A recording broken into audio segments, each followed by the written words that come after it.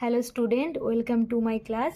আজকে আমি আলোচনা করতে চলেছি ক্লাস 9-এর কোষে দেখি 1.1-এর এই 6 দাগের অঙ্কগুলো থেকে। কি বলেছে দেখো, প্রথম অঙ্কটা 1 ও 2-এর মধ্যে 6টি মূলদ সংখ্যা লিখি। তাহলে 1 ও 2-এর মধ্যে 6টি মূলদ সংখ্যা একইভাবে আমরা বার করব। দেখে নাও 6টা 6, 1 ও 2-এর মধ্যে 6টি মূলদ সংখ্যা। কি করব, প্রথমে আমি একইভাবে এখানে x সমান কত 1 লিখে নেব, y সমান কত 2, আর n এখানে কত, যেহেতু 6টি বলেছে তাই n হচ্ছে 6। এবার আমার d মানটা বার করতে হবে। d সমান আমরা কি জানি, y মাইনাস এক্স বাই হলো n প্লাস 1। তাহলে y কত 2 মাইনাস x কত 1 বাই n হলো 6 প্লাস 1। তাহলে সমান মাইনাস করলে 1 হলো বাই 6 × 7। আর আমার মূলদ সংখ্যা 6টি কি হলো, এটা হচ্ছে এক্স প্লাস হচ্ছে D, x plus 2d, x plus 3d, x plus 4d, x plus 5d, x plus 6d। এই আমার 6টি মূলদ সংখ্যা হয়ে গেল। এবার সুদের মানগুলো বসাবো। দেখো এক্স এর মান কত 1, 1 প্লাস 1/7, 1 প্লাস এটা কত 2 আছে, আর এদিকে 1/7 মানে 2/7 হয়ে গেল, 1 প্লাস 3/7 হয়ে গেল, 1 প্লাস 4/7, 1 প্লাস 5/7, আর একটা কি 1 প্লাস 6/7, এরকম হবে। এবার আমি এটাকে জাস্ট ভেঙে নেব, হয়ে যাবে 7 লসাগু। তাহলে 7 × 7 যোগ 1, এখানেও 7 লসাগু, 7-এর সঙ্গে 1 গুণ, 7 × 7 যোগ এই 2, 7 7 × 7 যোগ 3, 7 7 × 7 যোগ 4, 7 7 × 7 যোগ 5, 7 7 × 7 যোগ 6। তাহলে এটাকে যোগ করলে কত পাবো, 7 আর 1 8, 8/7, 7 8 9, 9/7, 7 আর 3 10/7, 11/7, 12/7 আর 13/7। তাহলে আমি কি লিখতে পারি, অতএব 1 ও 2-এর মধ্যে 6টি মূলদ সংখ্যা হলো কি কি, 8/7।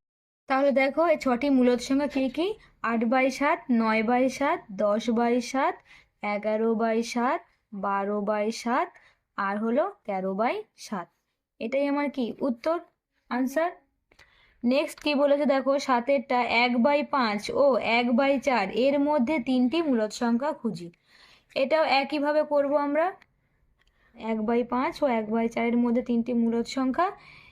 একে তুমি এই 5-এর দাগের মতো করতে পারো, বা এটাকে একটা অন্য প্রসেসে আমি করে দেখাচ্ছি। দেখো বা যেটা তোমাদের ভালো লাগবে সেটাই করবে। 1/5 ও 1/4 এর মধ্যে কটি মূলদ সংখ্যা চেয়েছে, দেখো 3টি মূলদ সংখ্যা। এবার তুমি একটা জিনিস দেখো, মনে করো যে এরকম একটা সরলরেখা আছে, এখানে ধরো আছে তোমার 1/4, আর এখানে ধরো আছে 1/5।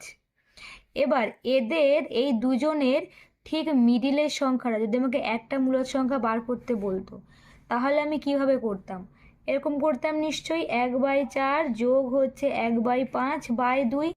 যেমন একটা মূলদ সংখ্যা বার করার যে নিয়মটা ছিল সেই নিয়ম অনুযায়ী এটাই করতাম। তাহলে এটা করলে আমার কি হতো, দেখো 2, উপরের লসাগু কত হতো, দেখো 4 × 5 = 20, তাহলে 4 20-র মধ্যে 5 বার যায়, যোগ 5 20-র মধ্যে 4 বার যায়, সমান দেখো নিচে 2, উপরে কত হতো 5 আর 4-এ 9, 9/20 সমান। তাহলে আমি কি লিখতাম, 9/20 গুণ এই 2, মানে সমান হতো 9/40। তাহলে এবার দেখো, তার মানে হিসাব মতোই মিডিল জায়গাটায় আমার 9/40 বসছে। এবার আমাকে ভেতরে তিনটি মূলদ সংখ্যা বার করতে হবে, তার মানে এখানেও একটা লাগবে এরকম, আর এখানেও একটা লাগবে। এবার আমার মিডিলের সংখ্যাটা পেয়ে গেছি। এবার আমার এই যে মূলদ সংখ্যাটা বার করতে গেলে আমি যদি এই 1/4, মানে এখানে ধরো এখানে তো ছিল 1/4 আর এখানে তো ছিল 1/5, তাহলে এই 1/4 আর এই 9/40, এই দুটো সংখ্যাকে যদি আমি 2 দিয়ে ভাগ করি যোগ করে, তাহলে নিশ্চয়ই মিডিলেরটা পাবো। তার মানে একইভাবে আমি এখানে এর অন্যভাবে করতে পারি, 1/4 যোগ 9/40/2। এটা করলে আমরা এদের দুজনে মাঝে যে মানে যে বিন্দুটা বা যে মূলদ সংখ্যাটা সেটা আমরা পাবো। তাহলে কত হচ্ছে? 2 হচ্ছে। এবার দেখো 40 আর 4-এর লসাগু হচ্ছে 40। 4 দিয়ে 40কে ভাগ করলে 4 10-এ 40 যোগ 40 একে 40, মানে 9 একে 9, মানে কত হলো? 2 আর উপরে হলো 19/40 সমান দেখো কত হলো? 19/40 আর নিচে কত আছে? গুণ 2, মানে 19/40 2-এ 80। তাহলে আমি এখানটা পেয়ে গেলাম কত? 19/80। এবার আমার এই যে বিন্দুতে এখানে একটা মূলদ সংখ্যা আমার লাগবে, তিনটি মূলদ সংখ্যা চেয়েছে বলে। এবার একে বার করার জন্য আমি কোন দুটো সংখ্যা নেব? এই 1/5 আর 9/40, এই দুটো সংখ্যার মধ্যবর্তী মূলদ সংখ্যা এটা। তার মানে একইভাবে এখানেও যদি আমি 9/40 আর 1/5কে যোগ করে 2 দিয়ে ভাগ করি, তাহলে এই মাঝের মূলদ সংখ্যাটা পেয়ে যাব। কত হলো? 2 হলো। এদের লসাগু দেখো 40, 40-40-এর মধ্যে একবার যায়, 9 একে 9 যোগ 5, দেখো 40-এর মধ্যে 5 8-টে 40, 8বার যায়, তাই 8 হলো। সমান কত হলো? 2 উপরে কত? 9 আর 8-এ 17/40 সমান কত হলো? 17/40 গুণ 2 সমান 17/80। তাহলে আমি কি লিখতে পারি? অতএব 1/5 ও 1/4-এর মধ্যে তিনটি মূলদ সংখ্যা কি হতে পারে? 9/40 আর 19/80 আর হচ্ছে কত? 17/80। এটা হতে পারে, এটাই আমার আনসার। আচ্ছা, এখানে যেহেতু দেখো 19/80টা আগে, তারপরে 9/40, তারপরে আছে আমার কত? এই 17/80, তাই এখানে আমি বরং আগে 19/80 লিখি, পরে আমি এখানে 9/40টা লিখি, তাহলে এটা সুবিধা হবে। দেখো 19/80, তারপরে লিখলাম আমি 9/40, আর তারপরে লিখলাম কত? 17/80। এটাই আমার উত্তর। দেখো নেক্সট বলেছে 8-এর দাগে ট্রু ফলস, দুটি পূর্ণ সংখ্যা যোগ বিয়োগ গুণ করে পূর্ণ সংখ্যা পাই। দেখো 8-এর দাগের যদি আমি 1 ধরি, দুটি পূর্ণ সংখ্যা ধরে নাও তুমি, আমি 5 ধরলাম আর একটা নেগেটিভ দিকে -3 ধরলাম। এবার যদি এই সংখ্যাগুলোকে প্রথমে কি বলেছে? আমি যোগ বিয়োগ গুণ 3টে করেই পূর্ণ সংখ্যা পাই, সেটাই বলেছে। যদি যোগ করি তাহলে কি হবে? 5 যোগ -3 সমান হবে কত? 5 প্লাসে মাইনাসে -3 সমান কত? 2। তাহলে এটা কি? এটা একটা পূর্ণ সংখ্যা। এবার আমি যদি বিয়োগ করি, 5 বিয়োগ 3, তার মানে হবে 5 মাইনাসে মাইনাসে +3 সমান কত? 5 6 7 8, এটাও পূর্ণ সংখ্যা। যদি গুণ করি 5 ইন্টু -3 সমান কত হচ্ছে? দেখো এই মাইনাসটা বসলো, 3 5-এ 15, এটাও একটা পূর্ণ সংখ্যা। তার মানে দুটি পূর্ণ সংখ্যা যোগ বিয়োগ গুণ আমরা যাই করি পূর্ণ সংখ্যাই পাবো। তাহলে এটি কি? এটি সত্য। এটাই আমার আনসার। নেক্সট কি বলেছে? দুটি পূর্ণ সংখ্যা ভাগ করে সর্বদাই পূর্ণ সংখ্যা পাই। এই যে পূর্ণ সংখ্যাটা ধরেছি, হ্যাঁ, 5 আর -3, একেই যদি আমি ভাগ করে দেখাই, 5 ভাগ -3, তাহলে কি হবে? 5/-3। তাহলে একে কখনো পূর্ণ সংখ্যা না, এ তো ভগ্নাংশ। তাহলে এটা কি? এটা মিথ্যা, কারণ দুটো পূর্ণ সংখ্যা ভাগ করলে সবসময় যে পূর্ণ সংখ্যা হবে এমন কোনো কথা নেই, সে ভগ্নাংশও হতে পারে। এবার দেখো কি বলেছে? দুটি মূলদ সংখ্যার যোগ বিয়োগ গুণ ও ভাগ করলে কি সংখ্যা পাবো?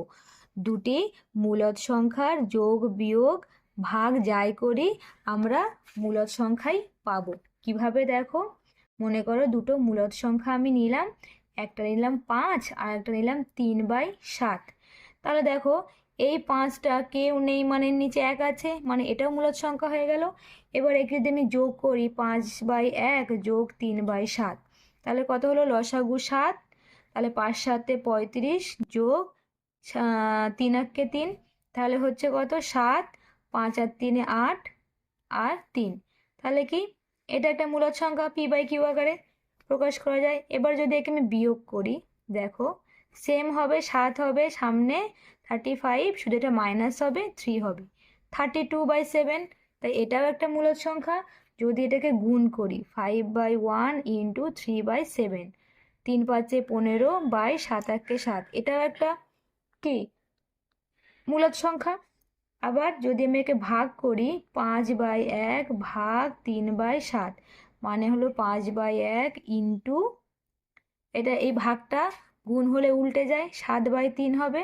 তার মানে দেখো 5 7 35/3, এটাও একটা মূলদ সংখ্যা, কারণ প্রত্যেককেই p/q আকারে প্রকাশ করতে আমি পারছি এবং q নট ইকুয়াল টু 0।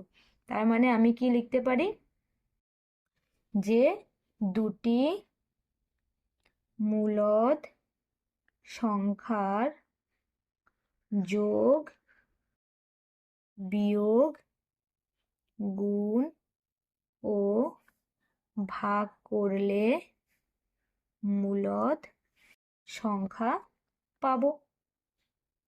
তাহলে এটাই আমার আনসার। দেখো এই চ্যাপ্টারের সমস্ত অঙ্ক, মানে বিশেষ করে কোষে দেখি 1.1-এর অঙ্কগুলো সব কমপ্লিট হয়ে গেছে। তো আজকে ক্লাস এই পর্যন্ত।